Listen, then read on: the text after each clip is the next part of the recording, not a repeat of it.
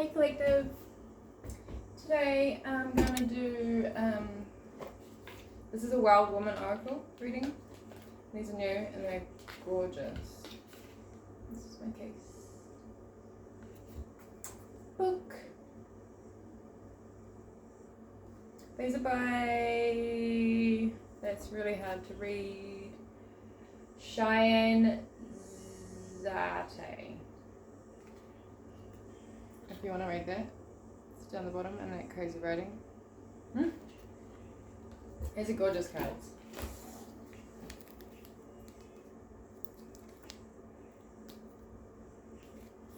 Very cool.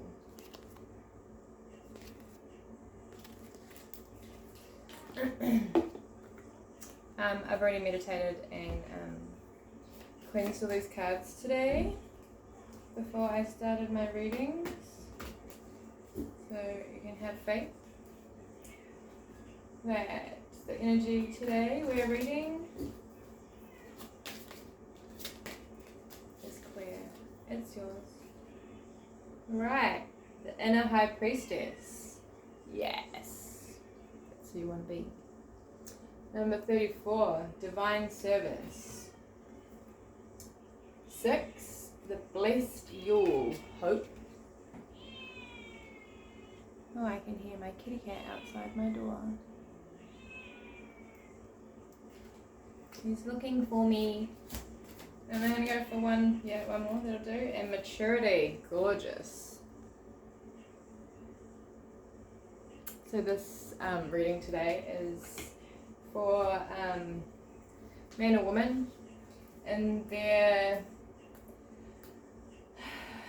righteousness, in humility, but in their power, stepping into your power, finding your purpose, self-respect, your power. Like you've had a calling, you've had an awakening, you're shifting, and right now you need to learn a few things, and I'm going to teach you. So the first one is divine service.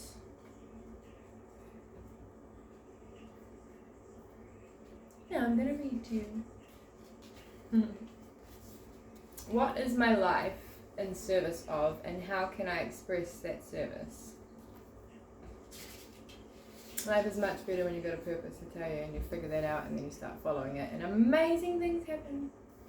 Message. You are being called to a greater level of divine service in your own unique way.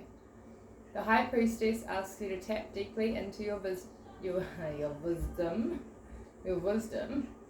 the blend of your life experience, worldly and spiritual knowledge, intuition and self-awareness, in order to fully devote yourself to serve a higher purpose. Traditionally, the High Priestess was a virgin. Whilst this term today carries the meaning of sexual chastity, in ancient times it denoted a woman who was unmarried, who did not belong to a man, was one in herself. The High Priestess is a scholar and a teacher who studies ancient occult knowledge, that most shy away from out of fear of ignorance. Oh, I feel that. Unlike most, the mystery of the unknown does not kindle fear or dread within her, but instead ignites curiosity and unquenchable thirst for knowledge and learning. She reaches deep into the hidden higher realms, both within and without, integrating the knowledge within the material realm in order to be in service to a mission greater than herself. The symbolism of this card: the High Priestess is an archetype embodying the divine feminine, wisdom, intuition, psychic abilities, and sacred occult knowledge. As the traditional Rider-Waite tarot, she is shown flanked by pillars. Let me just hold this so you can see it while I talk about it. Coordination right now. Bearing the initials B and J, standing for Boaz and Jachin. Names on the pillars in the mystical Temple of Solomon. They represent duality, masculine and feminine, darkness and lightness, good and evil, and earthly and celestial realms.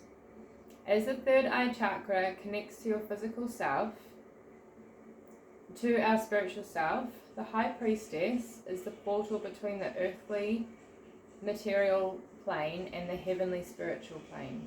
She has one foot planted firmly in each dimension. She sure does. Right, now we've got 6, the Blessed Yule. Yeah, just put it here. Do you reckon it'll...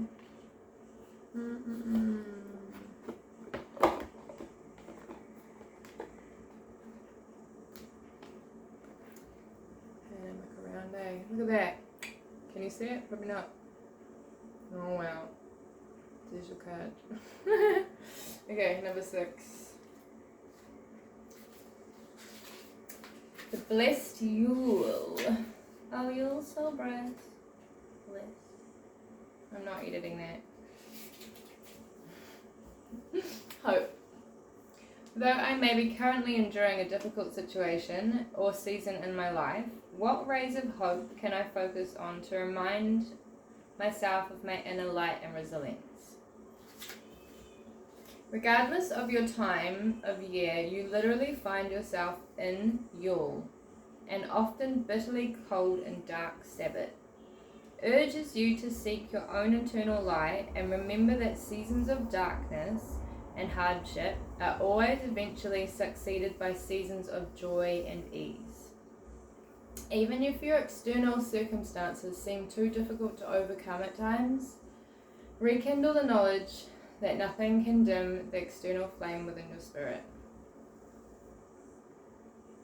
In the pagan wheel of the year, Yule, celebrated in the winter solstice, is the Sabbath that begins the year and marks the return of the sun. To celebrate, give thanks, and appease the nature spirits, often known as the Fae, candles were lit, an ash or oak log was burned, wreaths of holly and mistletoe were hung in evergreen trees, the only trees that remain lushly green during the dark half of the year while the other trees die. Were decorated with strings of shiny beads, coloured cloth, and sweet treats. Sounds like a Christmas tree to me. Right. The symbolism of this Yule card. To many ancient peoples, including the Celts, Yule symbolized the rebirth of the sun god or horned god by the great goddess. And as the turning point of the season, it was the literal start of the gradual renewal of nature's fertility and bounty. While the god, the sun, is the weak in his infancy, and the goddess, Mother Earth, having just given birth, must rest from her labour. Yule brings hope of the returning light. Cool. And so now we have 19, postpone maturity.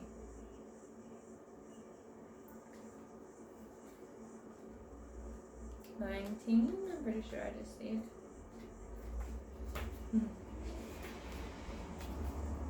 Did you guys enjoy the last full moon? It was Monday. Depending where you are, it was Monday in New Zealand and probably yesterday other places. I really enjoyed it. I've noticed a lot of people are kind of upset and drained now afterwards. Like, I did feel drained for sure, my energy was drained, but it's also regenerating. Like, it just depends where you're at in your environment in life, and I'm in a pretty good place at the moment. So yeah, I made sure I just aligned with everything I was manifesting on Monday. Just perfectly aligned. I didn't even plan it, I just did, and I was like, wow, I did all the things today that I am trying to manifest into my future. And so yeah, I'm just now waiting to see what happens, I guess, and just carry on. But yeah, if you had a lot of mess in the full moon, it's okay. It was meant to. It's just clearing your path. A lot of stuff's been cleared out of the way and it looks quite yucky. You know, it can be quite dramatic. But just hang in there, hold your space. Right. In what ways have I been stunting my own growth and journey to maturity by overly catering to the needs, desires, and expectations of others? Persephone, she must be the goddess, that must be her name. Persephone asks you to reflect on how you may be putting your own growth and well-being aside due to the expectations and desires of others. And we've all done this. We all do this continuously. We've got to keep ourselves in check with this. Sure. Find the balance between your own needs and the needs of others. As true maturity, true evolution from nameless maiden to the queen, is found in being able to thoroughly enjoy the joys of relationship and companionship while simultaneously standing in your own truth with power, confidence, and grace. Fabulous. In Greek myth, Persephone, also known as Kor, meaning nameless maiden, with the little, and the maiden goddess of spring who is abducted by the god Hades, taken to the underworld against her will, again dramatic now. Her mother Demeter, goddess of the harvest and fertility, searches tirelessly for her daughter and demands that she be returned to her. Ultimately, Persephone must spend half the year in the underworld with Hades and his queen, as his queen, and half the year walking the earth's surface as the goddess of spring with her mother Demeter. Sounds like she kind of really cracked into the stick there. But it would be interesting, right? As Kor, Persephone represents the archetypal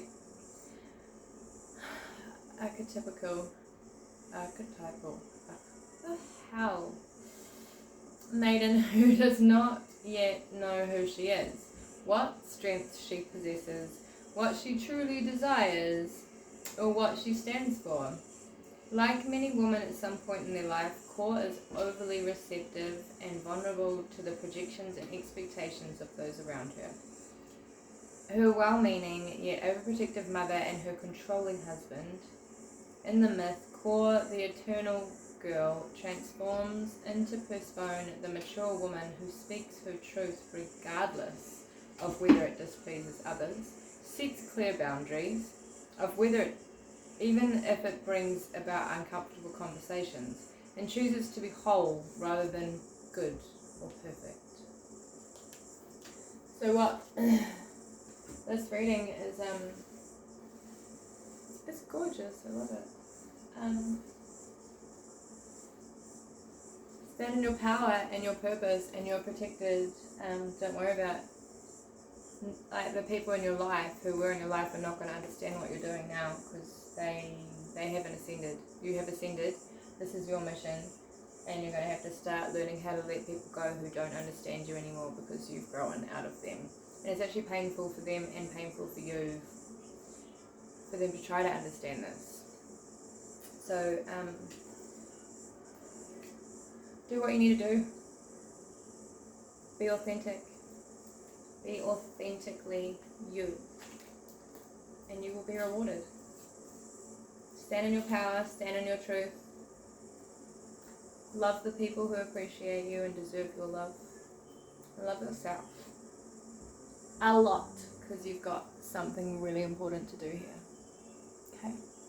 We all have something really important to do here, and we've got to be strong enough to step into those shoes. We've got to be stronger versions of ourselves to do what we came here to do, to wake people up, to help them, to heal them, to teach love, to teach about the world, to help people out of their holes. Shadow work, light work. We're here to serve. Enjoy your week. Take care. Bye.